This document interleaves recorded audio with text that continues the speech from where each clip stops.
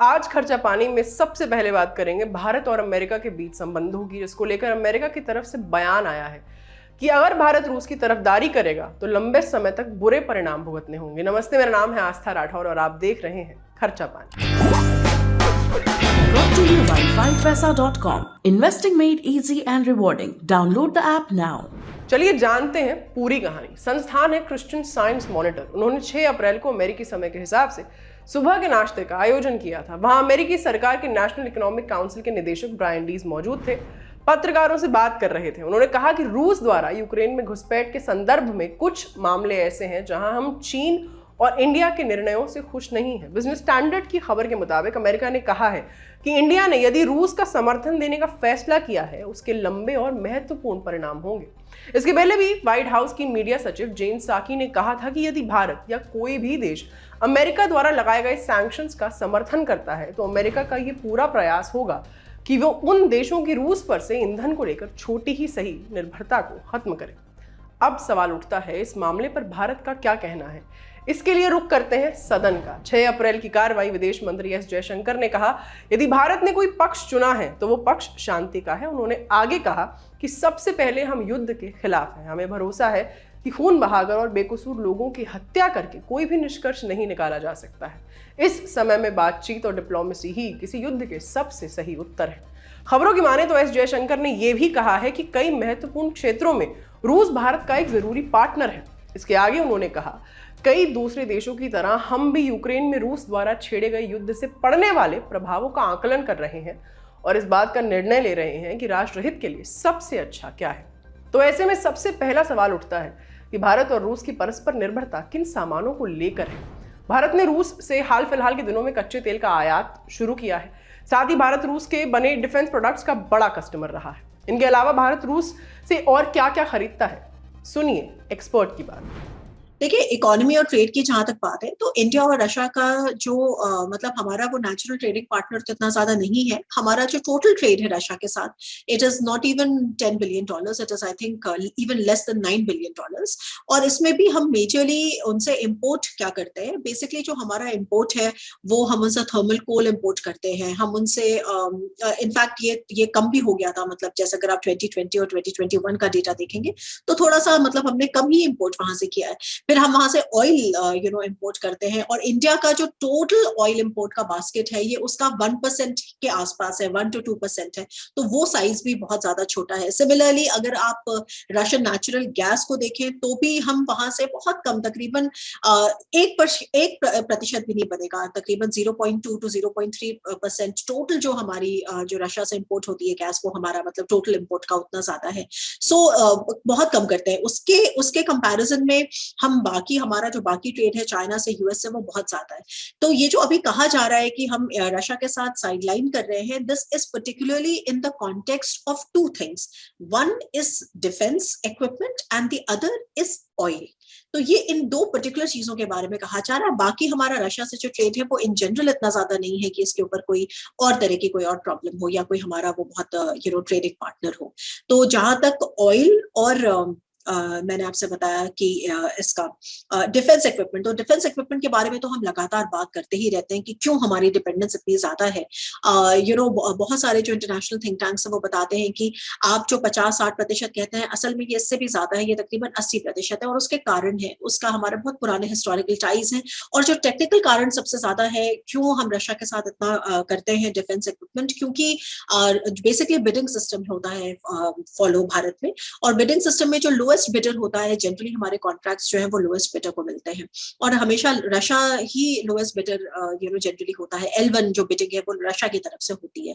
तो और दूसरी बात ये भी है कि रशिया ही है जो हमको top of the line technology offer करता है और कोई कंट्री हमें नहीं करता है। जैसे यूएस के साथ भी हमारी डिफेंस बहुत डीपनिंग हुई है, लेकिन अभी भी वो हमें इतनी सेंसिटिव टेक्नोलॉजी ऑफर नहीं करते हैं। तो ये सब कुछ कारण है जो डिफेंस इम्पोर्ट से रिलेटेड है कि क्यों हम इतने ज्यादा डिपेंडेंट है रशिया पे। और इसके लिए भी काम हो रहे हैं। जो हमारा 2020 का डिफेंस एक्विजिशन प्रोसीजर है उसमें आपने देखा होगा कि इंडिजिनाइजेशन पे जो जोर है, आत्मनिर्भरता, बेसिकली इंडिजिनाइजेशन, वो क्या कहता है, कहा ये गया है उसमें कि जो थ्रस्ट होना चाहिए वो ये होना चाहिए कि इंडिया को इंपोर्ट हम अभी जो करते हैं उसके बाद हम एक्सपोर्ट करना भी शुरू करें, और जो इतने सारा जो हम बाहर से मंगाते हैं उसको हम इंडिया में बनाना शुरू करें। तो वो बनाना कैसे होगा? हमारी ऑर्डिनेंस फैक्ट्रीज को बेहतर काम करना होगा, और अगर फॉरेन कोलैबोरेशन अगर हम करेंगे तो वो फॉरेन कोलैबोरेशन के तहत उनको फैक्ट्रीज इंडिया में आके लगानी पड़ेंगी, जिससे इंडिया में जॉब्स जनरेट हो। और इसके अलावा तीसरी चीज ये होती है कि आप देखते होंगे कि इंपोर्ट लिस्ट रेस्ट्रिक्शंस बराबर गवर्नमेंट ऑफ इंडिया करती रहती है, रक्षा मंत्रालय करता रहता है, जिसमें हम बताते हैं कि हमने इतने आइटम्स को जो हम पहले इंपोर्ट करते थे अब उनको बैन कर दिया है, लिहाजा अब वो इंडिया में बनेंगे। तो इस तरह से करके हम अपने डिफेंस जो डिपेंडेंस है उसको कम कर रहे हैं। अब दूसरा जो सेंसिटिव पॉइंट है वो है ऑयल। देखिए, जैसे मैंने आपको आंकड़े बताए थे कि इंडिया जो टोटल ऑयल है वो 1% भी नहीं है जो हम रशिया से मंगाते हैं। मतलब हम अपना जो पूरा टोटल हमारा ऑयल बास्केट है, जनरली हम पहले ईरान वेनेजुएला से मंगाते थे, और अब हम जब से सैंक्शंस लग गए अमेरिका के ट्रम्प एरा में, उसके बाद से हम ओपेक कंट्री से मंगाने लग गए।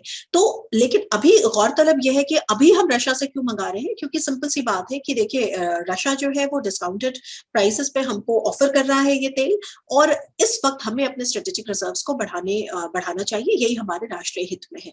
तो इस वजह से ये कहा जाता है कि Russia, India is side lining with Russia. But अगर आप उसको एक लार्जर इकोनॉमिक कॉन्टेक्स्ट में देखेंगे तो ऐसा नहीं है कि रशिया जो है वो अचानक हमारा ओवरनाइट सबसे बड़ा ट्रेडिंग पार्टनर बन गया है, इस तरह की कोई बात नहीं है। If we are doing what we are doing, it is to build our strategic reserves. अब और आंकड़े जानिए। साल 2020-21 में भारत ने रूस से 5.48 बिलियन डॉलर्स यानी 41,65,786 करोड़ रुपए का आयात किया, और इसकी अपेक्षा 2021-22 में भारत ने रूस से 8.69 बिलियन डॉलर्स यानी 66,05,964 करोड़ रुपए का सामान आयात किया। एक साल में 58% की बढ़त। अब बात अमेरिका की। अमेरिका जिस लंबे और कठोर परिणामों की बात कर रहा है, इन परिणामों की क्या संभावना है? क्या हो सकता है इन परिणामों में? क्या क्या गंवाना पड़ सकता है, वो भी ऐसे समय पर जब देश की अर्थव्यवस्था सिर उठा रही हो और हर समय से रिसोर्स और फ्लो की जरूरत हो? तो ऐसे समय में ये जानना जरूरी है कि भारत को क्या करना चाहिए, जो दिशा है वो सही है। पास के इफेक्ट के लिए या दूरगामी परिणामों को देखने के लिए रणनीति कुछ समय बदली जाएगी। भारत का रुख क्या होना चाहिए, जानते हैं। लॉन्ग टर्म सिग्निफिकेंट कंसिक्वेंसेस में अमेरिका का वही कॉन्टेक्स्ट है बेसिकली, कि देखिए आप रशिया के साथ इस तरह के रिलेशन रख रहे हैं और हम मतलब यूएस में डोमिनेंट पोजीशन में हैं, और उसमें नेटो कंट्रीज जो है सारे जो है सैंक्शन जो है लगा रहे हैं और हम जो फॉलो कर रहे हैं। तो ये इंडिया और इवन चाइना के लिए भी कहा है, तो उससे हम नाखुश हैं, और इसलिए वो ये कह रहे हैं कि देखिए हम भी फिर आपके जो एक्सपोर्ट हैं उसको हम कहीं ना कहीं कंटेन कर सकते हैं। जो आपके पास 40 बिलियन डॉलर का अराउंड जो है वो आपके पास सरप्लस जो है उसको हम कंटेन कर सकते हैं। एक सिग्नल उनका ये है।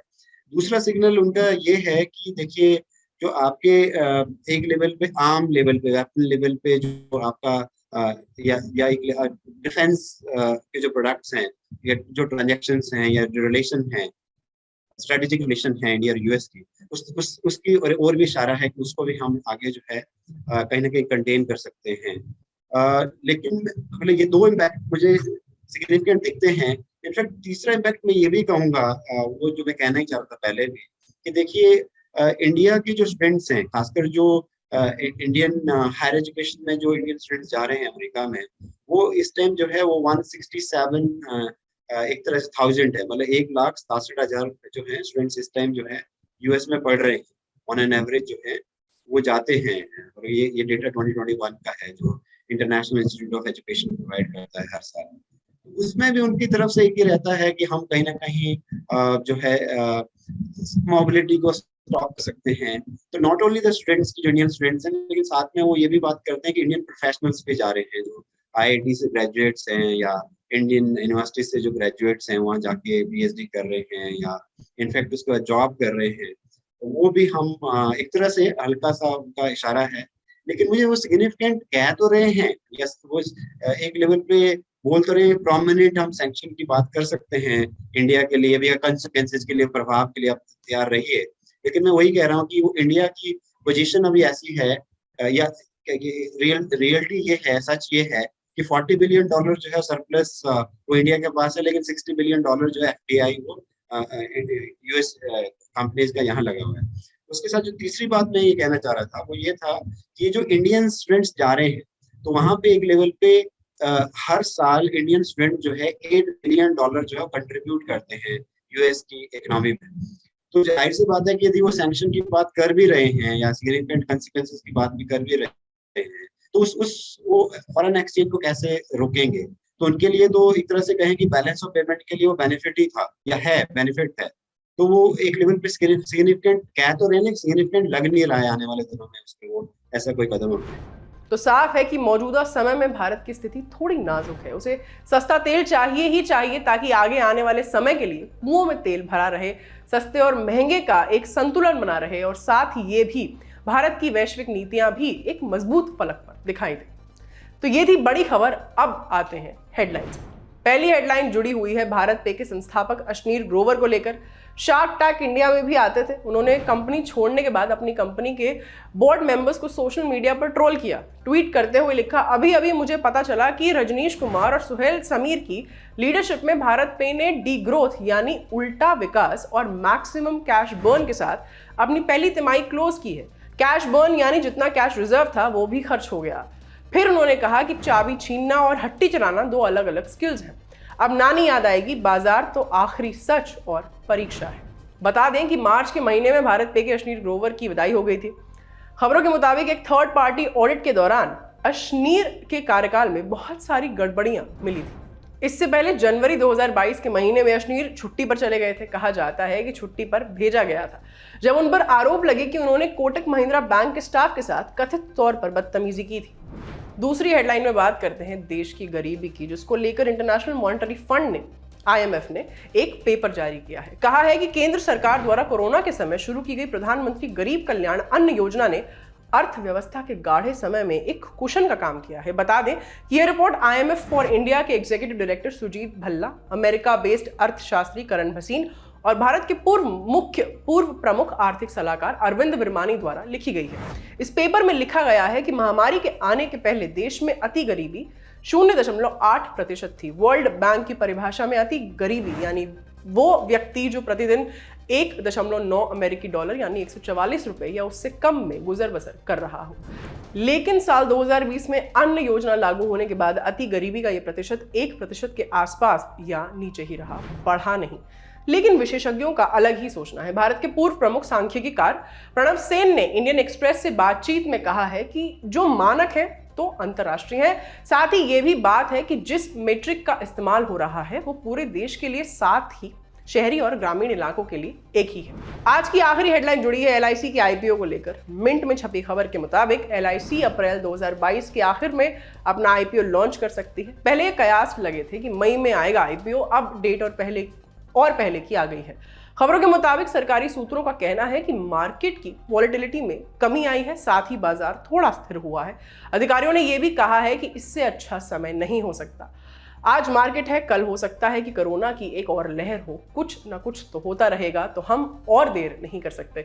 बता दें कि खबरों के मुताबिक सरकार LIC के IPO के जरिए अपनी लगभग 5% हिस्सेदारी बेचकर लगभग 75,000 करोड़ रुपए कमाना चाह रही है। तो ये था आज का खर्चा पानी एपिसोड। कैसा लगा हमें कमेंट सेक्शन में जरूर बताइएगा। ये एपिसोड आपके लिए लिखा था सिद्धांत मोहन ने। पर जाने से पहले एक बहुत जरूरी सूचना, द लल्लन टॉप पर आप जिन लोगों को देखते हैं, उनसे मिलना बतियाना चाहते हैं, तो आपके लिए एक खुशखबरी है। शनिवार 9 अप्रैल शाम 4 बजे से होने जा रहा है इंडिया टुडे हैप्पीनेस फेस्टिवल और लल्लन टॉप अड्डा।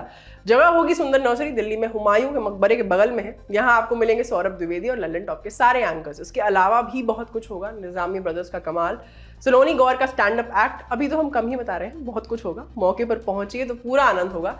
दिन समय फिर नोट कर लीजिए, शनिवार 9 अप्रैल शाम 4 बजे से सुंदर नगर नर्सरी, दिल्ली। ख्याल रखिए और देखते रहिए द लल्लन टॉप। शुक्रिया।